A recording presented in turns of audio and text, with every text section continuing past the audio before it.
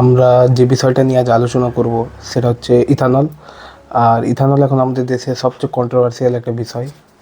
তো এই ইথানলকে আমাদের সরকার E20 হিসাবে ইকো ফ্রেন্ডলি বলে এবং গ্রিন ফুয়েল হিসেবে আমাদের কাছে বিক্রি করছে।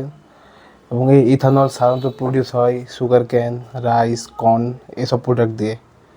তো 1 litre sugar cane base ethanol তৈরি করতে প্রায় 2800 থেকে 3000 লিটার জল লাগে, যা রাইসের ক্ষেত্রে এর থেকেও কিন্তু বেশি। তো আমরা কিন্তু বর্তমান সময়ে আমাদের দেশের বিভিন্ন বড় বড় শহরে, বিভিন্ন বড় বড় জায়গাতে আমরা কিন্তু জলের ক্রাইসিস, যেখানে জলের জন্য লম্বা লম্বা লাইন দেখতে পেয়েছি। তো আমাদের দেশের মাননীয় মন্ত্রী নীতিন গাডকারি মহাশয় যখন একটি পডকাস্টে যান এবং সেই পডকাস্টে যখন ওনাকে একটা কোশ্চেন করা হয় ইথানল এবং জলের ক্রাইসিস নিয়ে, তো উনি তার জবাবে বলেন যে আমাদের দেশে কোথাও জলের অভাব নেই এবং যারা ইথানল নিয়ে কোশ্চেন করছেন তারা হচ্ছে দেশের সবচেয়ে বড় অ্যান্টি ন্যাশনালিস্ট। এর ক্লিপটা আপনারা প্রথমে দেখুন। अभी बैंगलोर में वाटर क्राइसिस चल रहा है। बीएमसी ने बस एक नोटिफिकेशन दिया they going to cut the water supply. ये जो आर्गुमेंट करने वाले लोग हैं ना, हाँ ये सबसे देश में एंटी नेशनल। हाँ देश में पानी की कोई कमी नहीं है। मैं वाटर अच्छा हाँ ओके এছাড়াও আমাদের এক ন্যাশনাল মিডিয়া চ্যানেলে একজন অ্যাঙ্কার এই জলের অভাব নিয়ে একটা শো চালায়। তো সেই রিপোর্টে একটা লজিকলেস খবর, মানে যার কোনো ফ্যাক্ট হয় না, ফ্যাক্টহীন একটা খবর, একটা নিউজ চালাই। প্রথমে আপনারা সেই ভিডিও ক্লিপটা দেখুন। मेहमान आता है तो आप जब पानी परोसते हैं तो फुल ग्लास होता है कि आधा ग्लास होता है? फुल ग्लास होता है। भैया थोड़ा चेंज कर लीजिए ना। और वो फुल ग्लास पीते हैं पानी मेहमान जो आते हैं? छोड़ देते हैं, बच जाता है। आपके साथ भी यही होता होगा।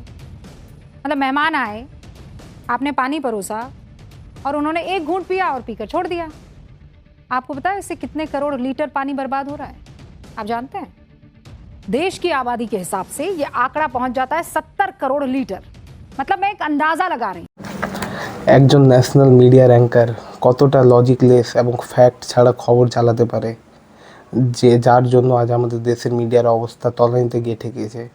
ওয়ার্ল্ড ফ্রিডম ইন্ডেক্সে আমাদের মিডিয়ার র্যাঙ্ক হয়েছে 157 নম্বর, যা একেবারে তলানিতে গিয়ে ঠেকিয়েছে। আমরা মিডিয়া, যাকে ডেমোক্রেসির 4th পিলার বলে গণ্য করি, সেই মিডিয়ার অবস্থা আজ এই। যারা মূল খবর ছেড়ে দেশের অবস্থা ছাড়া, যে দেশের মধ্যে এত প্রোটেস্ট, জলের অভাব, যেখানে মুম্বাইয়ের মতো বড় বড় শহরে তো জলের অভাব দেখা গেছে, সেগুলো ছেড়ে আজ এই ধরনের লজিকলেস খবর চালাচ্ছে। এই ইথানল প্রডিউসকারী এক কোম্পানি রয়েছে, একটি প্ল্যান্ট রয়েছে আসাম এবং মেঘালয়ের বর্ডারে, একদম বর্ডারে বার্নিহাট বলে একটা এরিয়া রয়েছে, ছোট্ট একটা এরিয়া, যেখানে ইথানল প্রডিউসকারী একটা প্ল্যান্ট রয়েছে। তো সেই ইথানল তৈরিতে যে কয়লা ব্যবহৃত হয়, সে কয়লার ধোঁয়ায় এই পুরো এলাকাটাকে পলিউটেড করছে, এই পুরো এলাকাটাকে দূষিত হচ্ছে। তো এই মেঘালয়, যাকে মেঘের শহর বলা হয়, এই মেঘালয়েই আমাদের ভারতের সবচেয়ে পলিউটেড এরিয়া অবস্থিত। আমাদের দেশের সবচেয়ে ক্লিনেস্ট রাজ্যের মধ্যে এক মেঘালয়, সেই রাজ্যেই আমাদের দেশের সবচেয়ে পলিউটেড এরিয়া অবস্থিত। এখানে বিভিন্ন ধরনের মারণ রোগ, বিভিন্ন ধরনের ডিজিজ মানুষের মধ্যে দেখা গেছে। বহু মানুষ এখানে শ্বাসকষ্টজনিত কারণ, ক্যান্সারের জন্য, স্কিনের জন্য বিভিন্ন ডিজিজে আক্রান্ত হয়েছে, অনেক মানুষ মারা গেছে।